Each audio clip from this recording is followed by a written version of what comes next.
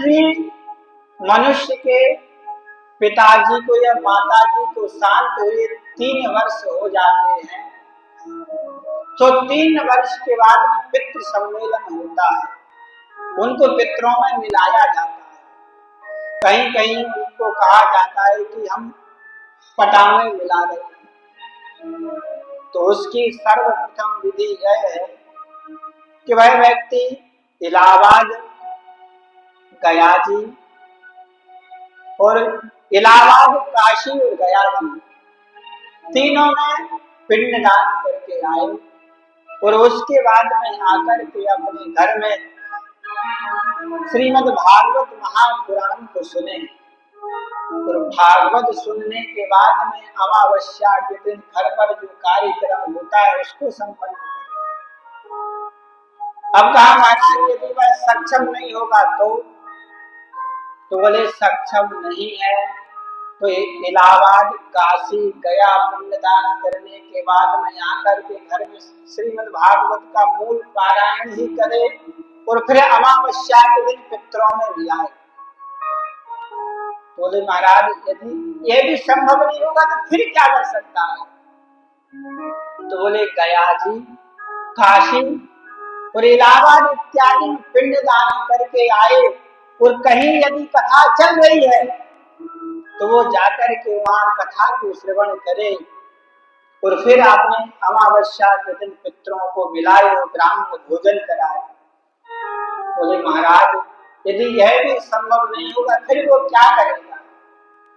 तो बोले महाराज यदि इतना भी नहीं कर सकता तो काशी, इलाहाबाद, गया जाकर के आए और भगवान का नाम जो 12 अक्षर का है उस मंत्र का जाप करे और फिर पितरों को मिलाए। फिर किसी ने तर्क किया कि यदि यह भी नहीं कर सकता है तो ब्राह्मण भोजन कराने के लिए भी सक्षम नहीं होगा फिर क्या करेगा? तो बोले महाराज काशी, गया, इलाहाबाद जाने वाला तो पहले तो पैदल ही जाते थे, अब तो साधन चलने लगे और सभी इतने सामर्थ्य हैं कि भाई इलाहाबाद, काशी, गया जाने के बाद में श्राद्ध कर सकते हैं। बोले जो सक्षम नहीं है वो किस प्रकार से श्राद्ध करेंगे? तो कहा कि जो सक्षम नहीं है वह दक्षिण दिशा की ओर मुंह करके थोड़ा सा रोए और रोने के बाद में अपने पितरों से प्रार्थना करे कि मैं इतना सामर्थ्यवान नहीं हूं कि मैं ब्राह्मणों को भोजन करा सकूं। तो जहां पर वह खड़ा है वहां से थोड़ी सी घास को उखाड़े और घास उखाड़ने के बाद में वह गाय को खिला दे तो उसका जो श्राद्ध ना करने का दोष है उससे वह बच जाएगा और उसका कल्याण हो जाएगा। बोला महाराज ये तो आपने 3 साल की बात बता दी, अब दूसरा लोगों ने भ्रांतियां फैलाई है कि गया श्राद्ध करने के बाद में क्या जल देना चाहिए?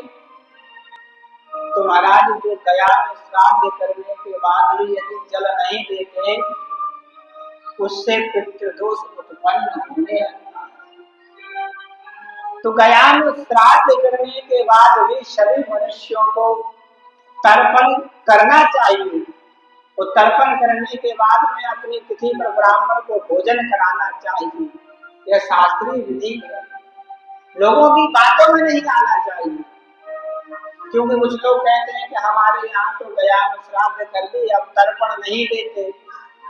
तर्पण ना करने से मनुष्यों के घर में पितृदोष उत्पन्न होने लगता है। यह बहुत लोगों के सुनने को आता है, कहते हैं महाराज हम तो गया गए थे वहां पंडों ने मना कर दिया कि गया में पिंडदान करने के बाद में पिंडदान नहीं होते।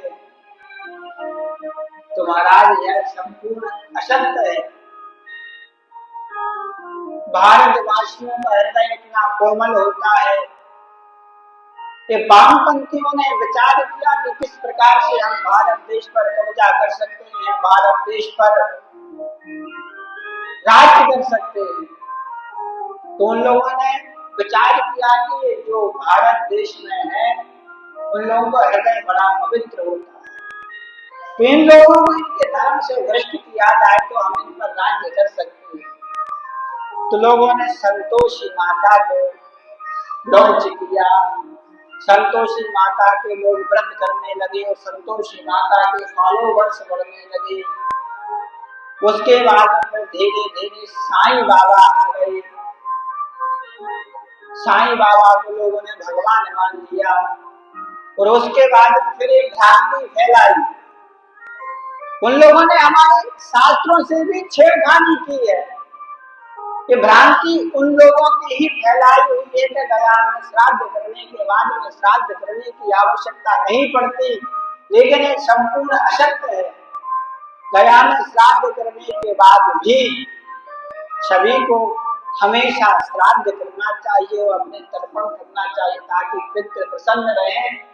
और जिनके घर में पितृ प्रसन्न होते हैं उन मनुष्यों का वंश वृद्धि हमेशा और सुख शांति हमेशा बनी रहती है। बोलिए राधे राधे। इस प्रकार से जब गौकर्ण ने विचार करने लगे, गौकर्ण जी कि हमारे भाई की मुक्ति किस प्रकार से होगी। प्रातः काल हुआ, अपने तब से भगवान सूर्य की गति को रोक दी और भगवान सूर्य से पूछने लगे कि हमारा जो भाई प्रेत बना है उसकी मुक्ति का क्या साधन है। तो भगवान सूर्य